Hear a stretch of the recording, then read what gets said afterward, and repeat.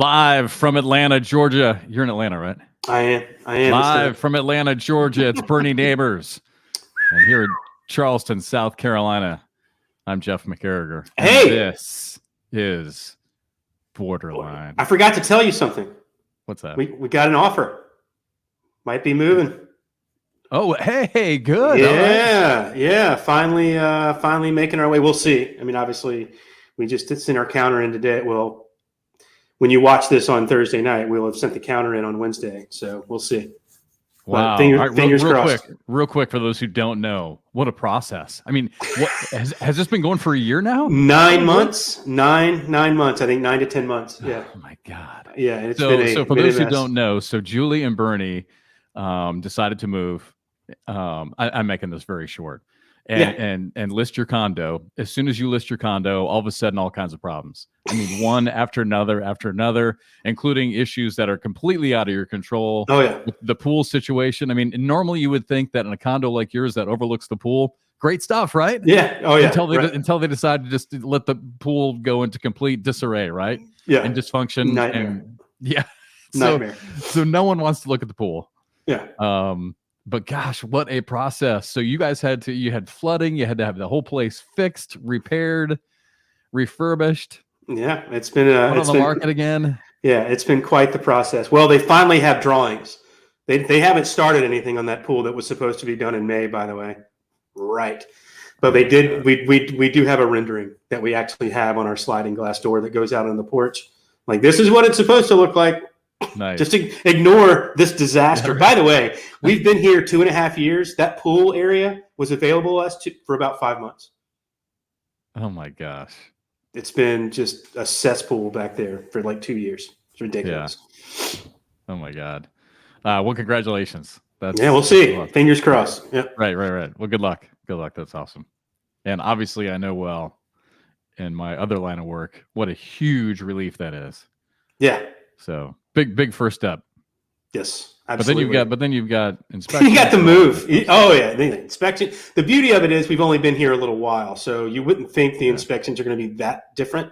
Well, you just redid the whole place. Yeah, I mean, so you would hope that it'll all go well, but like I said, fingers crossed. Yeah, I'm not counting my chickens yet. It's just nice to finally have a legitimate offer and kind of taking steps forward instead of backwards. Right. All right, moving on because we're going to run out of time because our guest is logging on. Great guest coming up this week, and great idea by you because I've been wanting to talk to her for a while, so this would be a fun guest this week. Real quick, just before we came on, we're recording. For those who don't know, we're recording Wednesday morning. Tom Brady, did you see his? He's calling it quits. Did it on Twitter just a little while ago. Really, I haven't been paying attention today. So wow. It was literally about a 55-second see you later. Thanks for the memories. I shouldn't say that. It was more personal than that. It was actually really great what he said. And he kind of made fun of himself. He said, listen, in my opinion, I think you only get one long, heartfelt essay and media tour when you retire. And he's like, and I used mine up last year. So I'm making this one short, sweet and to the point. It was great.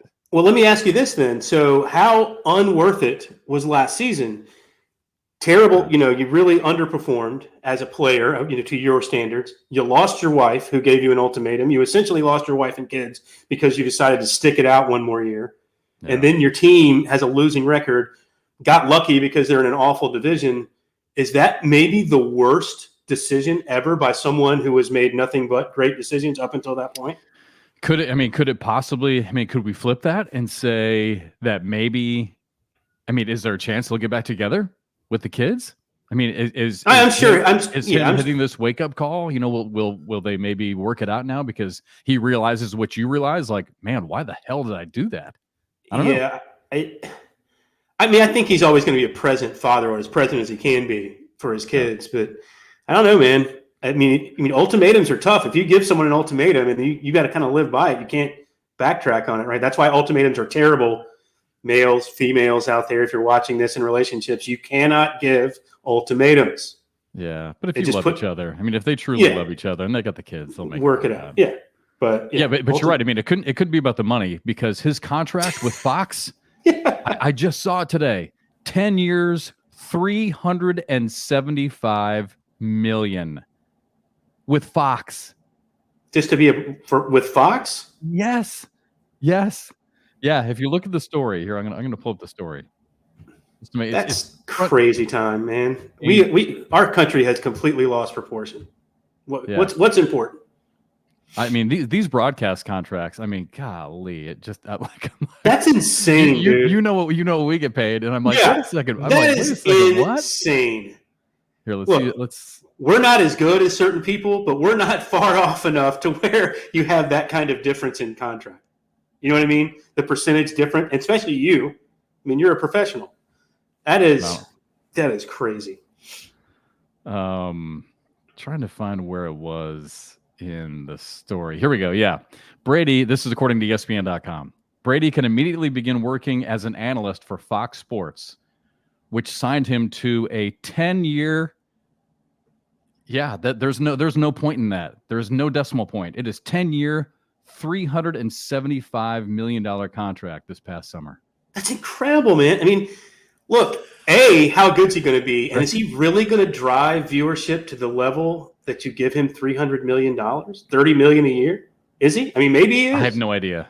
Maybe he is. Maybe people just want to watch him be a buffoon on TV, or maybe they want to watch him be great. I don't know. Maybe. We don't even know if he's going to be good. I mean, that's what I'm saying. Yeah, think about quarterbacks who. Yeah, I agree with you. And think about quarterbacks who've been terrible. Dan Fouts. In my opinion, I do not really like watching him. Dan Marino was kind of a dud on TV. I didn't like Marino at all. I like Fouts better than Joe Marino. Montana. Joe Montana was kind of a dud on TV in the brief. In his brief. I mean, there are some guys who. How about Tony Romo signs that huge deal? He's very good. Yes, he's getting crushed.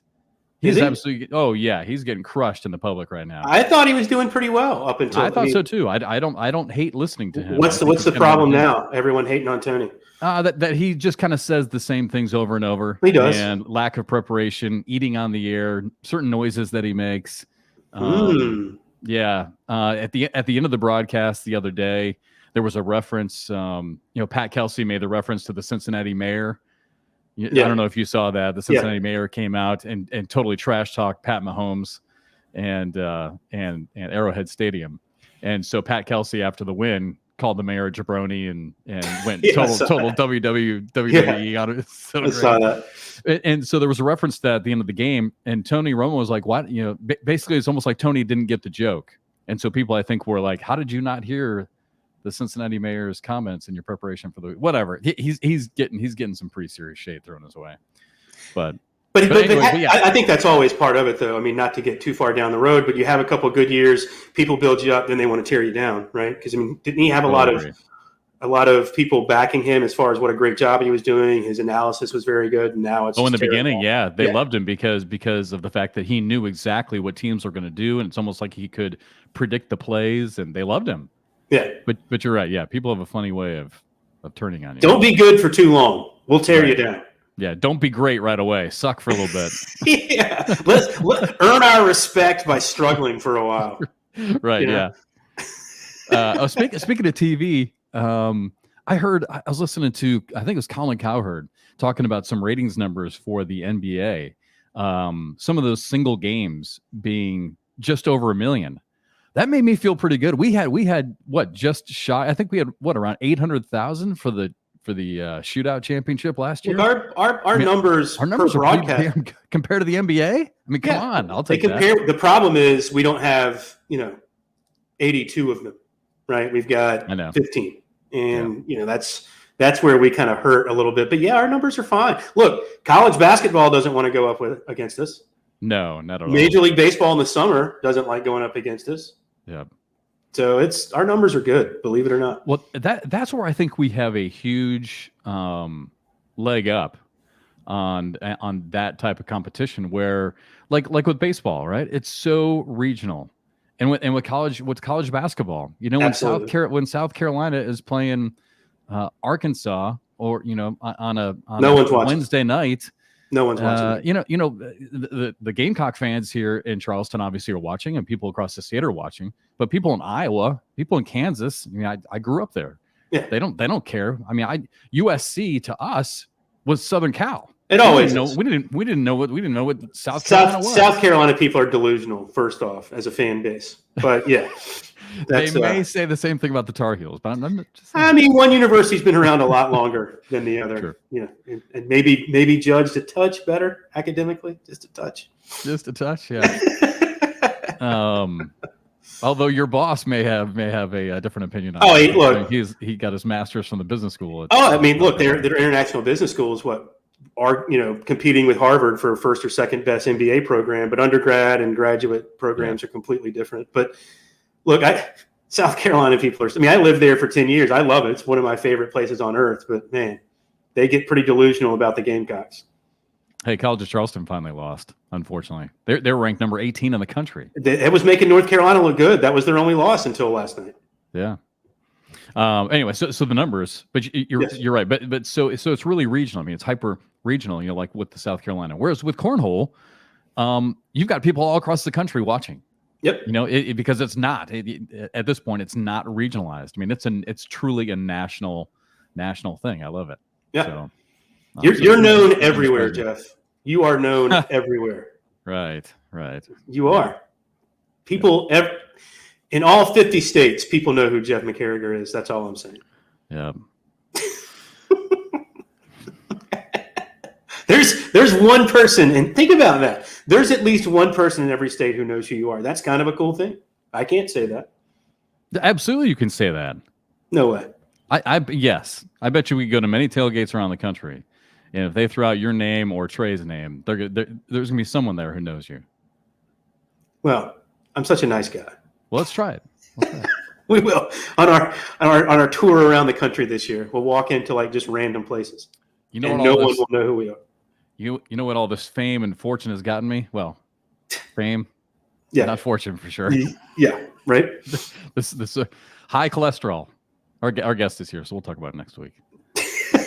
All right. Yeah, I just told you, remember, because you texted me the other day, and I told you I was that. So I've got high cholesterol, so now I got to start eating better. Back off, man. Got to back off that red meat. And I was thinking to myself, I was thinking to myself, I don't really eat. I don't think that I eat bad. And then I was talking to Nate Ross, who I do the Coastal Carolina games with, and I remembered when we went up there and did the Thursday, Saturday games, and we spent the night on Thursday and Friday night.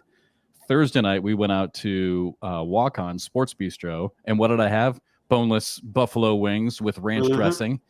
And then the next night, we had this big, heavy meat pasta dish. So I'm like, yeah. And restaurants are the worst. My eating habits apparently suck. Well, restaurants are the worst. They really are. Oh, yeah. They fill you up with all that crap. Yeah. Yeah. All right. You ready for our guest? Absolutely. Let's get somebody smart in here. Yeah. Yes, absolutely. So, all right. So our guest today, again, truly one of the great people in the sport. I absolutely love her. Her personality and her spirit, absolutely infectious. She actually holds a doctorate degree, and we've talked about her on many of the broadcasts. She was a scientist at Beckman Coulter. And then just a few years ago, we'll get the whole story, obviously, from her coming up, but just a few years ago, she stepped away from it all. And this really is kind of testament to the sport of cornhole, Bernie, and just the attraction of the sport, and just how, I don't know, it's like a lifestyle. It truly is. It's a community. Mm-hmm. People say that all the time. And she and her husband, who is also I'm not sure he's still a pro, but I know he's a former pro. Former pro. Yeah. They just went all in on the cornhole lifestyle. So they left it all. They got 2 kids, and they decided they wanted to concentrate on family and spend more time together. So they did. So she married this dude, this former ACL pro. They actually married on Leap Day of 2020 at a Nebraska cornhole tournament. So when I say they went all in, went all in. Yeah. And so they always wanted to get married on Leap Day. Just so happened to coincide on the same weekend as a tournament in Nebraska. So they said, let's do it. So they got married on Leap Day in Nebraska. But a great story. I don't want to spend too much time with this big long intro. But one more thing, just to go along with the saying in the ACL that anyone can play, anyone can win. And I don't want to minimize her practice and her regimen, because she obviously practiced a lot to get to where she was. But prior to 2020, she had only been playing competitively for 1 year. And in 2020, had a great run. She finished runner-up, or lost in the semifinals to Maya Cup for the 2020 ACL Woman of the Year. Then in 2021, 4 times made it to the finals or to the semifinals in a shootout. Couldn't get over the hump. 2022, same scenario, kind of got to the semifinals several times, and then finally in California in the final shootout event, she wins it. Got over that hump, and already here in 2023, she is off to a great start. Picked up a big win in women's singles just last weekend in New Mexico. So again, one of our favorites, and I'm so glad we're able to get her on this week. Please welcome to BoarderLine, Dr. Yetty Irwan. Yeah. Hi, Yetty. Hi, Jeff. Hi, Bernie. How are you? I'm actually kind of sick. Oh, no. From Albuquerque. I pick up something there probably, but I'm with you. Recovering.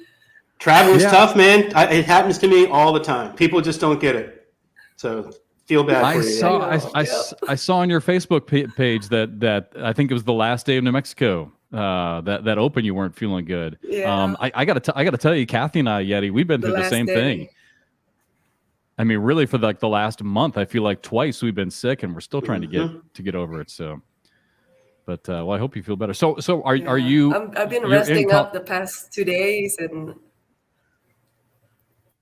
I'm sorry. So, are you in Colorado right now? Are you back home? Yes, I'm home. But tomorrow I'm flying to Bismarck for the Winter Fest. Oh wow, that'll be good for your cold. You know, get in South Dakota. Where is Bismarck? Yeah. Is that North Dakota or South Dakota? Which Dakota is Bismarck? North Dakota. That's right. That's right. All right, Yetty. Well, let's get into this because we talk about it every week. That it seems like 30 or 35 minutes with our guest is a long time, but it goes so fast. So let's get right to this. So, can you give us a little bit of your background? I think it's just fascinating that you had such a successful career. I mean, you are brilliant. You hold a doctorate. You were a scientist. Why did you decide to step away from all of it, you and Harry, and just go all in cornhole? I mean, was it family related? Were you burned out on the career side? Why did you step away from it all? Well, actually, so I quit my job as a scientist from Beckman in April 2019. It was related to management issue, and they kind of like I was there almost 8 years and a half, and I pretty much held the same title. And then so I quit my job in April, and then that summer we went on our summer for the full summer because I wasn't working full time. And then at the end of the summer, we got the opportunity to pro, both of us. And Harry really wanted to do it. And then I'm like, okay, I guess I sign up too and we could play together. I wasn't ready for sure. Like that first year, I've been playing for almost a year competitively. But then and I was going to look for another job when we get back from that summer trip. But we signed up to be ACL Pro, and I know I had to be full-time in cornhole because otherwise I won't be able to hang with the pros. My skill wasn't there yet. So what is it about? All right. So first question, do your daughters love cornhole or do they hate being on those trips? They hate cornholes because cornhole took mommy away. Yeah. And secondly, how much have you seen the women's game progress? This is a question that I've asked to several females when we've had them on the show, that it just seems like over the last couple of years, the talent level in the women's division has just skyrocketed. Have you noticed that as well?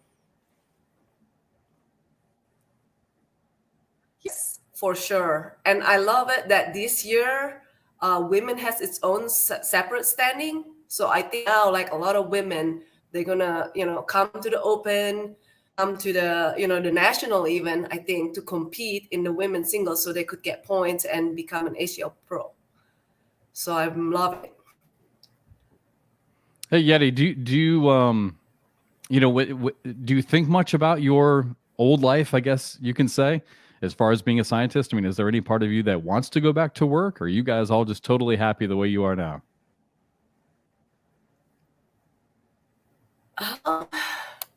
Ooh, kind of both, I have to say. So I kind of miss working in the lab and using my brain, do some experiments. But right now, I'm enjoying cornhole life too, because I feel like I'm really where I'm supposed to be as a pro right now, my skill level. So I'm very happy competing with the best in the country. So what did you do as a scientist? Like, I talk about this, and we talk about you on the air, and I throw out that you hold a doctorate and that you were a scientist. So what exactly did you study? Like, what did you work on as a scientist? Oh, so in my grad school, my thesis was studying the neuropsychiatric toxicity of interleukin-2. So they use I'm interleukin-2 to sorry, treat what? melanoma, skin cancer. So my thesis, my dissertation is on neuropsychiatric toxicity of interleukin-2. And interleukin-2 is a cytokine in your body, but they also produce it in pharmaceutical industry to treat melanoma cancer, skin cancer. But the patients who receive interleukin-2 to treat their cancer, the higher the doses, usually they have some side effects, obviously. And then one of the side effects of some of the patients, they become hallucinative, they get delusional. So I studied the side effects in the brain, and I use mice to.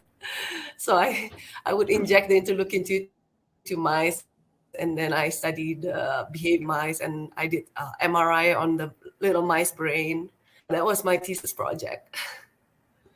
Wow. So how long was your thesis? If you don't, so hold on. Let me, before we say that, Mom, see, there are really intelligent people in cornhole. My mom also has a PhD, Yeti. So I had to throw that out there, that there are very intelligent people. But how long was your thesis? I'm just curious. My entire grad school is, you're talking about grad school or the thesis? I have the thesis itself. How long was it? Is I don't know, 300, 400. So a book. Yeah, isn't that 500 crazy? books, maybe. Yeah. I have it on the shelf. Oh my gosh. So, all right. So let me ask you a stupid question. So, I mean, how much progress was there in the drug that you were testing? I mean, do you feel like sometimes I feel very defeated when it comes to the treatment of cancer, because I feel like we spend so much time and so much money, but yet, and yes, we've made great strides, but it's hard for me to believe that there's still not some sort of more guaranteed type of cure. And I'm sorry, I just sound stupid talking about this because I'm not nearly as smart as you are. But I mean, do you feel like there's been significant progress? I think there's progress for sure, but I don't know how much progress. It's so funny because if I'm still working as a scientist, one of my dream goal was to find the cure of cancer. And because my dad passed away of kind of liver cancer a long time back, like 17 years ago. But then my dream goal as a scientist was to cure cancer. But cancer is kind of difficult because it's your own cells that went kind of wild. So it's so hard to really target, with drugs and everything. It's so hard to really target specifically the cancer cells without affecting the other cells, because they're your own body cells. So they kind of have the same ID tag, but just the cancer cells went wild. So it's a weird illness, like with the tumor and stuff, and it's so hard to cure. I think the future to cure cancer will be through genetic.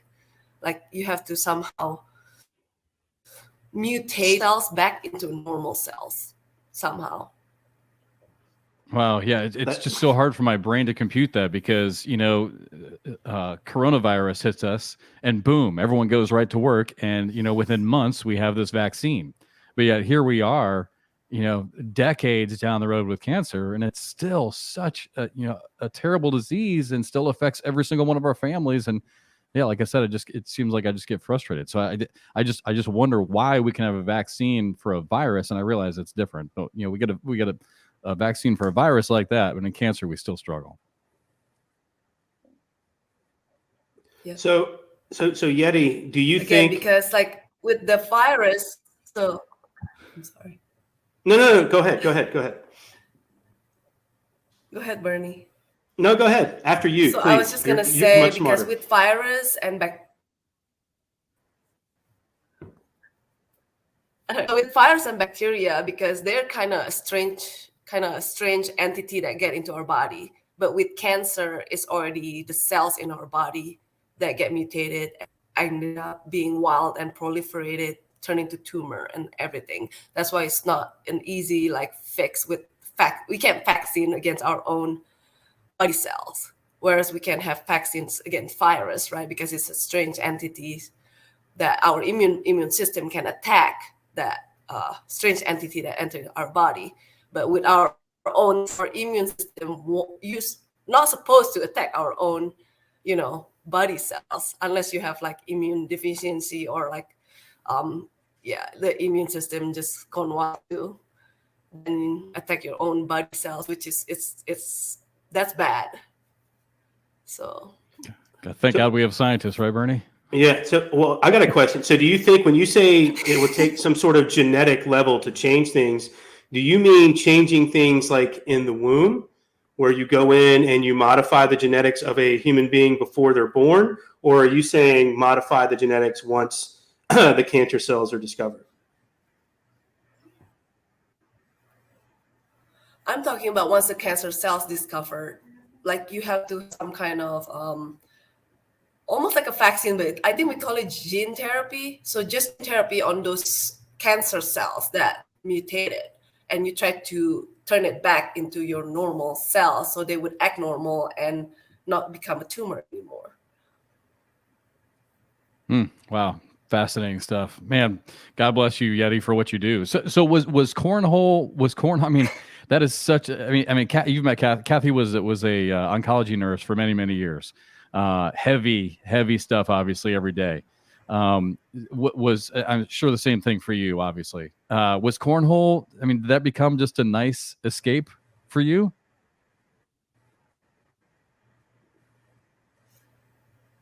I wouldn't say a nice escape, but I'm just super competitive that, once I get into something, and Harry would say I hate losing more than I love winning.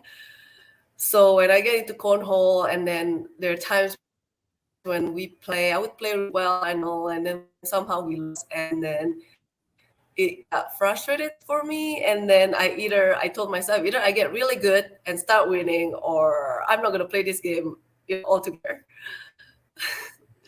So would you say, Yeti, like I noticed, I mean, not to bring up anything bad, but you would have great tournaments, especially in the shootouts, and then you would get to the main stage and you wouldn't give us your A game. Did it take a while to get used to the bright lights? Was that a big transition for you?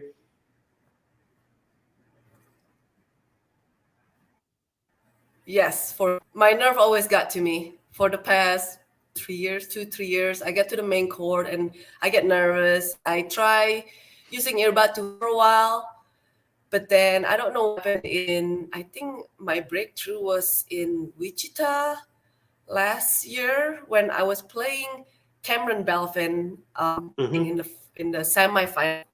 And then even though I ended up losing to her, but I felt like I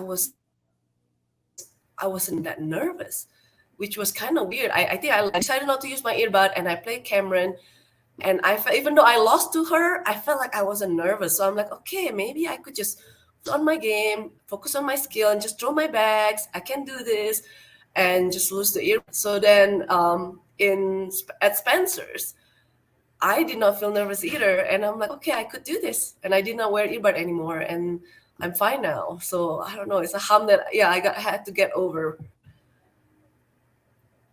I am going to take 100% credit for your win in California, because just before you took the stage, I came and gave you a big hug and told you today's the day. And I didn't get a thank you card or anything. Thank you, Jeff. Oh shoot! I thank you now, Jeff, on record. But the great thing though about that day is that it was also Harry's birthday.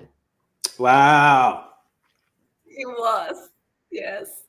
So what was your telephone conversation like after you won?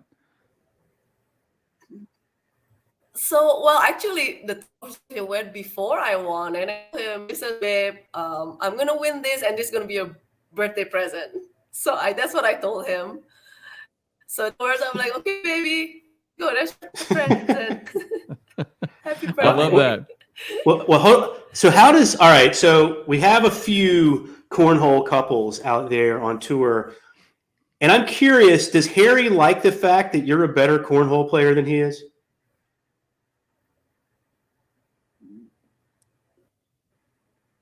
I'm sorry, say that again, Bernie. Does Harry? How does Harry feel about the fact that you're a better cornhole player than he is?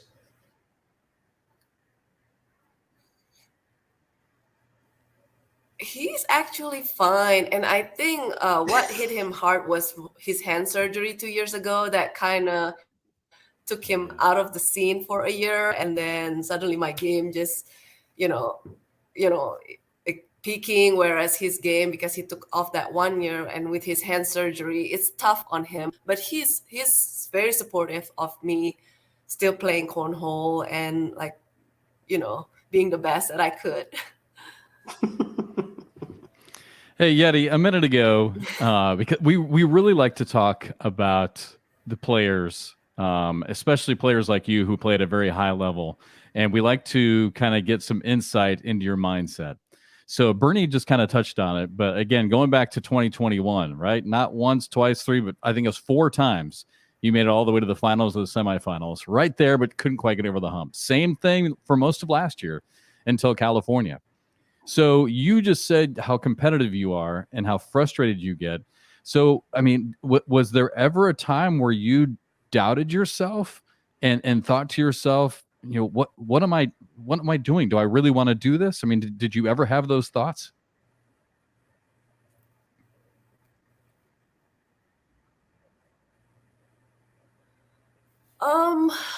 There's always, like, for me, I feel like eventually I learn, like I accept losses, and I know, like I said in the beginning, because when I just started, I've been only playing for about a year.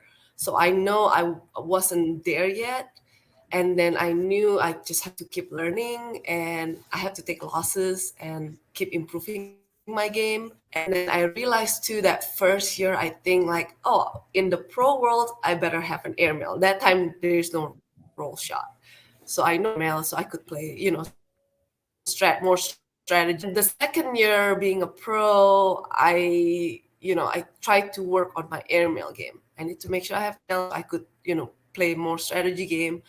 And I take losses as okay. And then, like, again, in the pro shootout is more of on the nerves too, I think. But then in Atlanta, I thought I would win that shootout in 2020, I believe. Yeah. I thought I would win that one against Sarah, but then it was, I think, 2020. Yeah. Wait, no, it was 2021.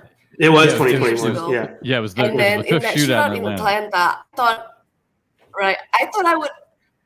I thought I would beat. I mean, I beat Rosie in the semifinal, and then I thought I would be able to beat Sarah. It wasn't really nerve, but I think it more of the board getting super sticky, and some of my bags, like the all slide, because my game wet when I was about to throw the quarterfinal against Alliston Peters. So I ended up switching to the all slide, and the all slide is a little bulkier that ended up just clogging.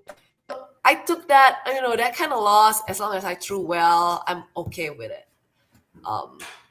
And then I just keep throwing. And then there are times when I'm a pro more because I need to stay home more with my kids. But then 2021 to 2022, Harry came out from the surgery, and I really want to play with Harry again one year as a pro.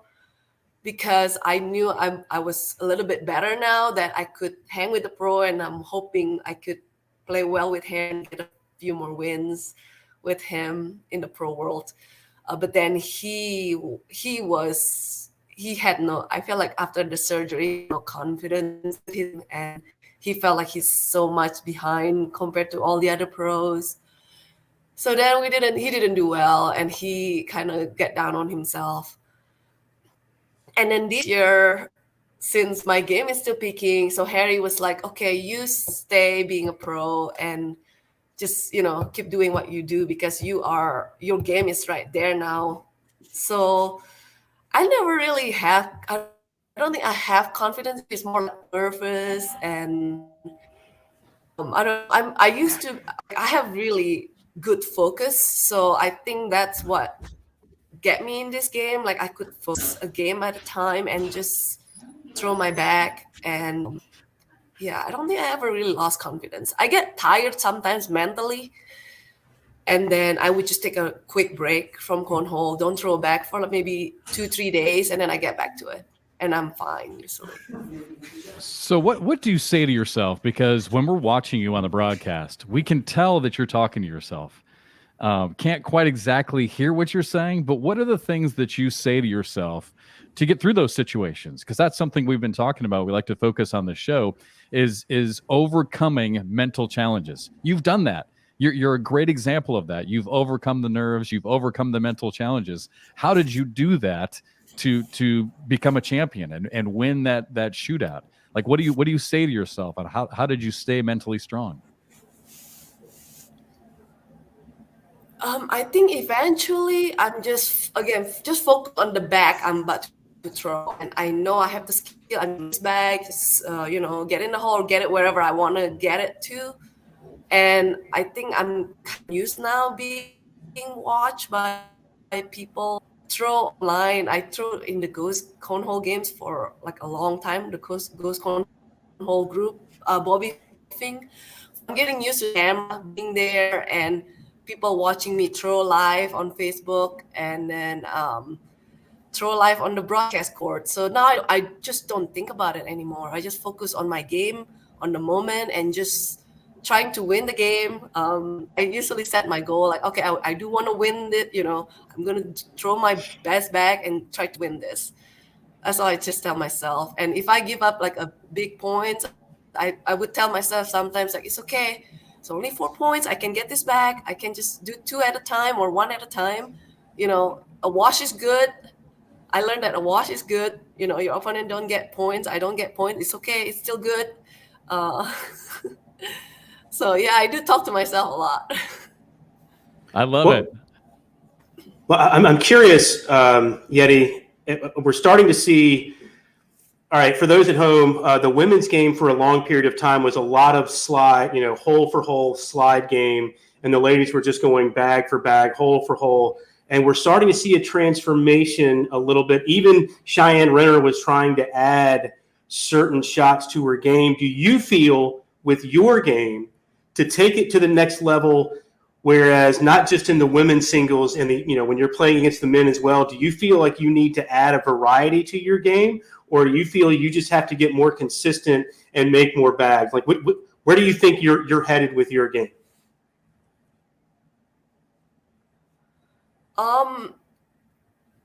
There's always a shot that I need to learn.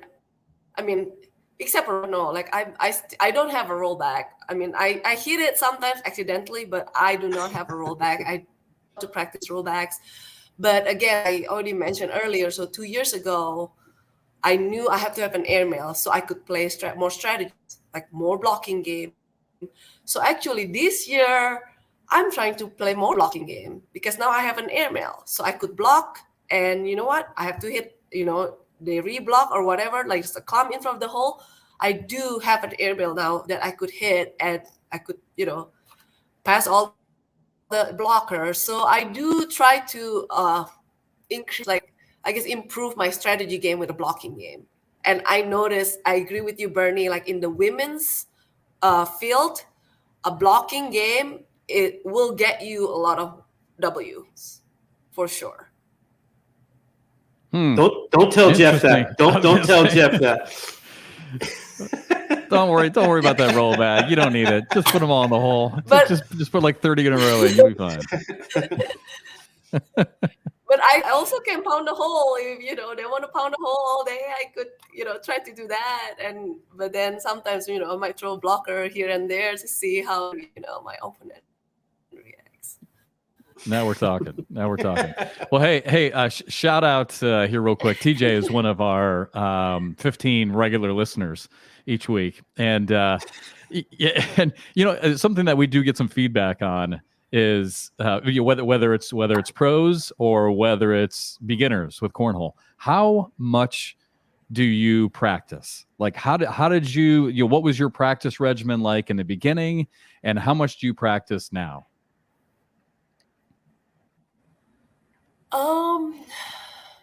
So that's an interesting question. So in the beginning, when I decided to be pro with hair time, he told me, okay, you have to improve a lot. You have to practice. You have to put time in the basement. We have a court in the basement, practice board. And he's like, you have to be in the basement hours a day. And I told him, okay, I'll try. I don't really think I meet that. And then when I promised to Harry, I didn't know that he did like the night that I have league. So even when I have league night, he expected me to practice in the basement for 2 hours and go to league night and throw for like 5 hours there. And I told him I can't do that. Like I can't. Damn it, Harry, take it easy. He was really hard on me. So then I told Harry I consider league night as a practice. So when I was in league night, a lot of times like. I warm up before the tournament start, and a lot of times I throw in between, like if there's a board. But otherwise, I consider I like practice competing with other people. Usually, I don't like practice just on my own. Although now it changed. Now I'm okay with throwing by myself. I usually practice against Ghost game that Ghost 9, Ghost 10. I just practice throwing now. But in the past, I did not like playing those. I did not like throwing decas. I like playing against other people. In the past, now it changed. I talked to Harry about this because somebody also asked me that kind of question. Usually, like how often you practice, and I think on average, I probably throw, I would say 3,500 bags in a week, maybe. I don't know if that's a good number. It's better than zero. Something like that, average. It is definitely better than zero. And I do put in, I go to league night usually every Thursday. And because I go to like tournaments, the weekend tournaments is Friday, Saturday, Sunday usually. But otherwise, I go to league night Tuesday, Thursday. I play in a tournament, local tournament if I don't go out of town, and then Sunday there's a league here too. So 4 sets in a week. I'm throwing bags in the league. Wow, yeah, that's great information. All right, one more for you. And we were talking about this a little bit last week with the guys from BG Cornhole. Do you feel like the game has peaked at all, or do you feel like it's still just going through the roof and it's still just getting ready to explode even more?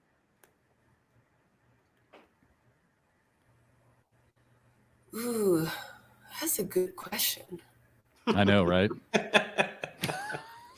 It's I feel like it's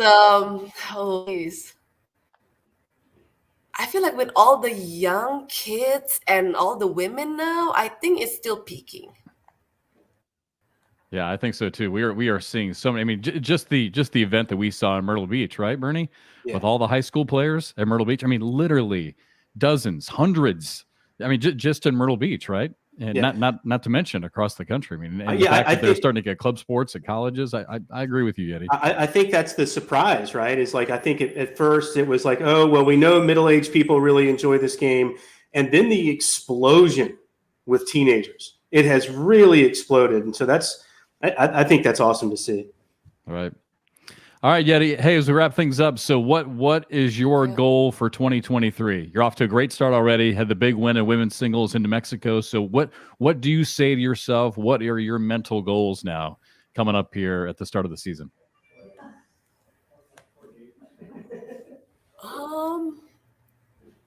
The goal is right now. The goal is shootout, sure. To win a shootout, maybe try to win the championship. Right. That's this year. Are you gonna try not to wait until the last shootout? Is that what you're saying? Yes, definitely yes. Well, hey Yeti, thank you maybe so win much the double shootout too. There you go. Try. Yes.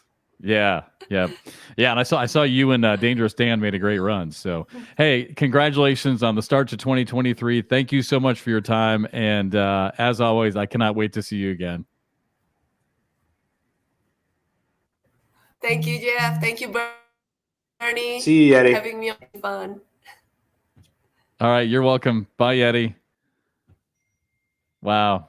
I absolutely love talking to her. Sorry about the technical issues we were having there with the stream, but hopefully able to kind of read through the lines on that one. What a fantastic person. Can you imagine? Can you imagine going through the years of research, right? And you're literally trying to cure cancer, and then you decide, well, I'm done with that. I think I'm going to play cornhole for a while. Yeah. I mean, that's crazy. Yeah. It's heavy stuff. It's pretty. You can tell it's still in her heart, though, right? Oh, for sure. Yeah. I mean, you would, if you're that kind of person and you devoted that much of your life to it, it has to still be in there, right? It has to be. Yeah, that's kind of why I asked her that question, because I wanted to see if she still had that fire, and she obviously does. I mean, she's brilliant. I mean, just to hear the way that she talked about it was amazing. Yeah, I think that's such a tough field. I mean, obviously.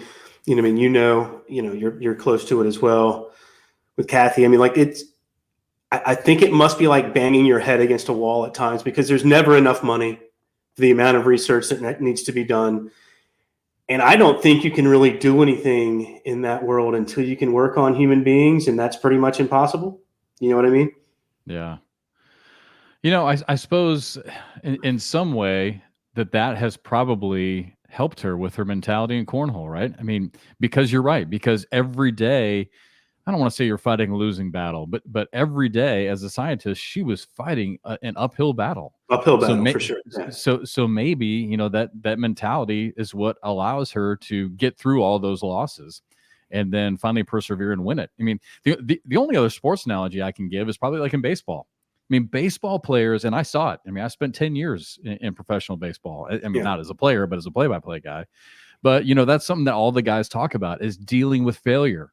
They go out there and that, they hit home runs, and sometimes they're a hero. But more times than not, it's an 0 for 4 night with a couple strikeouts. Right. You have to deal with failure, and maybe that's kind of similar in cornhole. There's so many players, you have to learn how to deal with that. I mean, just like with any other sport, when you look at the top, I mean, we've got 10 players, I think, that are kind of exist at this ultra elite level. And for everyone else, a great tournament for them is, maybe getting to a semifinal or a final in their bracket and then losing to one of these players. And I know, look, I mean, the opens are different. And, a lot of people talk about their success in opens, and opens are great. And it's obviously impressive because you're beating some of the top players along the way. But when you look at the nationals, I think that's where everyone kind of judges themselves. It's still kind of the same group of people. And like you're saying, I mean, for some of these folks, it's like, all right, they have to learn how to get over that hump. How do I get past I beat everybody, but I can't beat Jamie Graham. How do I get past that? And it happens over and over and over again. I think Yeti's kind of starting to show, like, hey, I beat everybody, but I lose to Cheyenne. I beat everybody, but I lose to Cameron.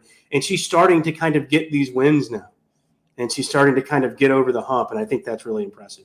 Yeah, absolutely. Well, again, our thanks to Yetty Irwan. We got to go. Bernie, I will see you soon out in Arizona next week. Yes, sir. See you soon, buddy. Looking forward to it. All right. Thanks for watching, everybody. See you next week.